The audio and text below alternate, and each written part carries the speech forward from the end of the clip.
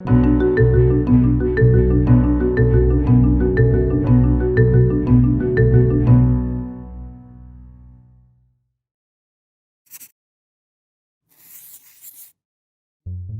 Saturday, Taiwan observed National Day, which commemorated the 1911 uprising that ultimately led to the creation of the Republic of China. The celebration included this display of military strength, which came only days after China launched the largest violation of Taiwanese airspace in observance of their own National Day. With cross-strait tensions between Taipei and Beijing at their highest in decades, Taiwan's leaders are under extensive pressure to demonstrate how they can defend the island against an attack from China. China will most likely react harshly to Taiwan's National Day celebration, viewing it as an act of defiance in the face of sovereignty claims from Beijing. Expect China to continue its hardline One China policy despite a low likelihood of armed conflict in the near future. While Beijing sees reunification with Taiwan as part of its geopolitical endgame, an invasion is still too risky for the CCP due to the probable US military response.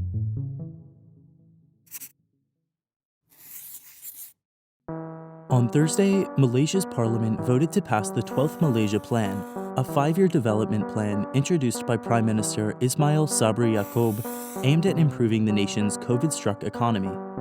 By granting $129 billion to several infrastructure and transportation projects, the government hopes to turn the country into a lucrative business center while also lowering nationwide poverty and income inequality. The government aims for Malaysia to reach high-income status by 2025 with an average GDP growth of 4.5 to 5.5%. Under the plan, Kuala Lumpur will allocate funds to build additional transportation infrastructure, enabling large Malaysian companies to make direct contact with small businesses in rural areas. Notably, Malaysia plans to construct a new West Coast highway, which will connect the capital to the neighboring state of Perak. Kuala Lumpur will also aim to solidify foreign investor confidence, specifically attracting technology and renewable energy companies overseas. Although small and medium-sized businesses will flourish, Malaysia's top 1% is set to gain such that the income gap is unlikely to narrow. All things considered, these reforms will likely be more successful than Malaysia's previous development plan, which was halted by the pandemic.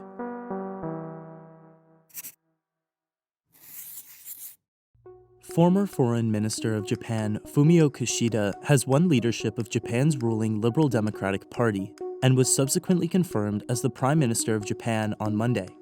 Kishida's main challenge as Prime Minister will be managing conflict with China. The Japanese government is committed to maintaining free and open South and East China Seas. However, China has made large territorial claims in the region, including the disputed Senkaku Islands. Overlapping claims of these islands have caused several naval standoffs between the two countries. Kishida's confirmation just comes weeks after Japan held naval exercises with US, Canadian, Dutch, and British forces to prepare for a potential conflict. Additionally, Kishida supports strong relations with the US and has voiced his concern over China and North Korea, advocating for a new missile defense system to counter aggression from both. In the short term, Kishida is likely to continue holding joint military drills in order to affirm Japan's commitment to a free Indo-Pacific and Taiwan. However, Kishida's support for a more robust missile defense system may draw criticism domestically, as defense bulking could be a catalyst for an arms race with China.